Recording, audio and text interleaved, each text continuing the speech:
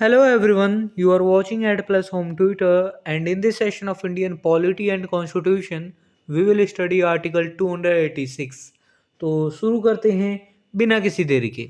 जैसा कि आपको भी पता है, भारतीय संविधान यानी इंडियन कॉन्स्टिट्यूशन को आर्टिकल्स में बांटा गया है और इन्हीं आर्टिकल्स को 22 पार्ट्स के अंतर्गत रखा गया है।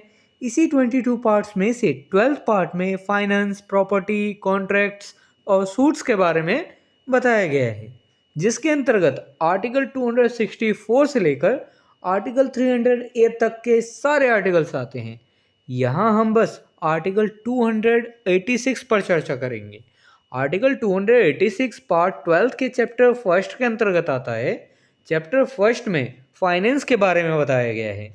यहाँ मैं पहले कंटेंट को इंग्लिश में रीड करूँगा, फिर उसकी मीनिंग आपको हिंदी में समझाऊँगा ताकि आपको कंसेप्ट ज़्यादा से ज़्यादा समझ आ सके।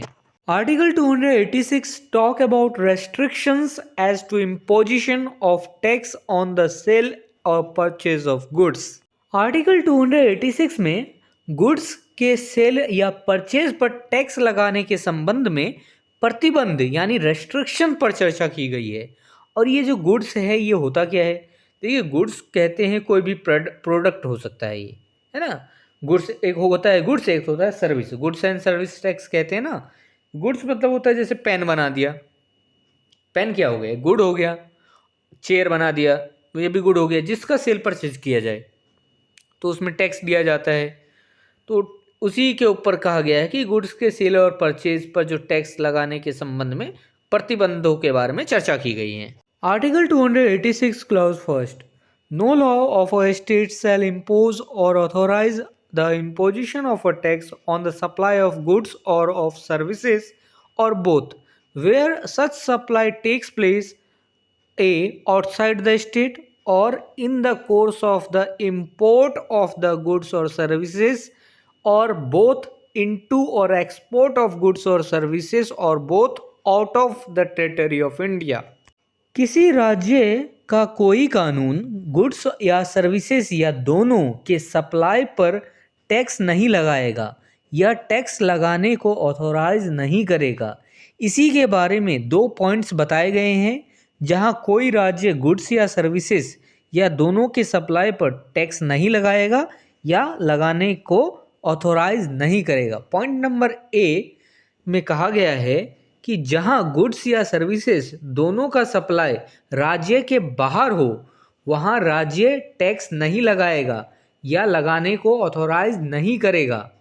और पॉइंट नंबर बी में कहा गया है जहां गुड्स या सर्विसेज या दोनों का सप्लाई भारत के टेरिटरी में गुड्स या सर्विसेज या दोनों के इंपोर्ट के दौरान या भारत के टेरिटरी से गुड्स या सर्विसेज या दोनों के एक्सपोर्ट के दौरान हो वहां राज्य टैक्स नहीं लगाएगा या लगाने को ऑथोराइज नहीं करेगा। देखिए, इसे बड़े ही आसान शब्दों में समझिए। पहली बात तो इसमें यह कहा गया है कि कोई राज्य का कोई भी कानून ऐसा नहीं होगा जो गुड्स या सर्विसेज के या दोनों के सप्लाई पर जो है टैक्स लगाए या फिर टैक्स लगाने को ऑथोराइज करे। ऐसा कोई कानून नहीं हो सकता किसी राज्य का। पहली बात तो ये। और उसमें एक्सप्लानेशन के तौर पर दो पॉइंट बताए गए हैं, पॉइंट नंबर ए और बी। ठीक है। पॉइंट नंबर ए में यह बताया गया है कि मान लीजिए कि आप बैठे हैं यूपी में। अब यूपी से सामान गुड्स का सप्लाई किया किधर? गुड्स का सप्लाई करा बिहार। ठीक है। तो दोनों का देखिए, यहाँ पे गुड्स और सर्विसेज का सप्लाई किया बिहार। तो इस सर्विस पर, इस जो गुड्स और सर्विसेज है इस पर जो है राज्य टैक्स नहीं लगाएगी। तो सप्लाई तो बिहार में हुआ है ना, इसमें तो दो राज्य इंक्लूड हो गए। तो राज्य का इसमें कोई फिर नहीं आएगा इसमें बात। राज्य इस पर टैक्स नहीं लगा सकती, ना ही लगाने को ऑथोराइज कर पाएगी। और पॉइंट नंबर बी में क्या कहा गया है?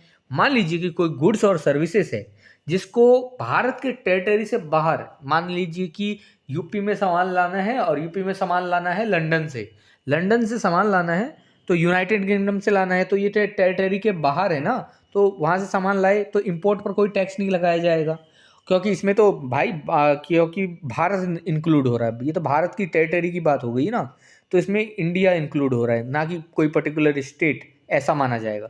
स्टेट तो इंक्लूड हो रहा है लेकिन स्टेट क्योंकि ये आदान प्रदान जो है दो कंट्री के बीच चला जाता है, इसलिए यहाँ पे जो है टैक्स नहीं लगा पाएगा स्टेट। और दूसरी बात, एक तो इंपोर्ट हो गया, इंपोर्ट करवा रहे हैं, दूसरी बात एक्सपोर्ट कर रहे हैं, यूपी से एक्सपोर्ट कर रहे हैं लंदन, तो भी है कि स्टेट टैक्स नहीं लगा सकती, ना ही लगाने को ऑथोराइज कर सकती है। ठीक है। आर्टिकल 286 क्लॉज सेकंड, पार्लियामेंट में by law formulate principles for determining when a supply of goods or of services or both in any of the ways mentioned in clause first। Parliament जो है कानून द्वारा यह डिटरमाइन करने के लिए principles बना सकेगी, यानी सिद्धांत बना सकेगी कि गुड्स या सर्विसेज या दोनों का सप्लाई क्लॉज फर्स्ट में बताए गए किसी भी तरीके से कब किया जाएगा, मतलब कब हो रहा है या नहीं हो रहा है। बेसिकली यह कहा जा रहा है इसमें कि जो पार्लियामेंट होता है ना, जो केंद्र में, तो जैसे स्टेट में लेजिस्लेचर होता है, तो पार्लियामेंट जो केंद्र में होता है वो ये कैसे डिटरमाइन करेगी कि ये जो गुड्स और सर्विसेज है इस पर राज्य टैक्स लगाए या ना लगाए, तो क्लॉज फर्स्ट को ये फॉलो कर रहा है या नहीं कर रहा है। तो इसके लिए क्या करेगी कि प्रिंसिपल्स बना सकेगी पार्लियामेंट, यह डिटरमाइन करने के लिए कि गुड्स या सर्विसेज या दोनों का सप्लाई क्लॉज फर्स्ट में बताए गए किसी भी तरीके को फॉलो कर रहा है या नहीं, तो प्रिंसिपल्स यानी सिद्धांत बना सकती है पार्लियामेंट।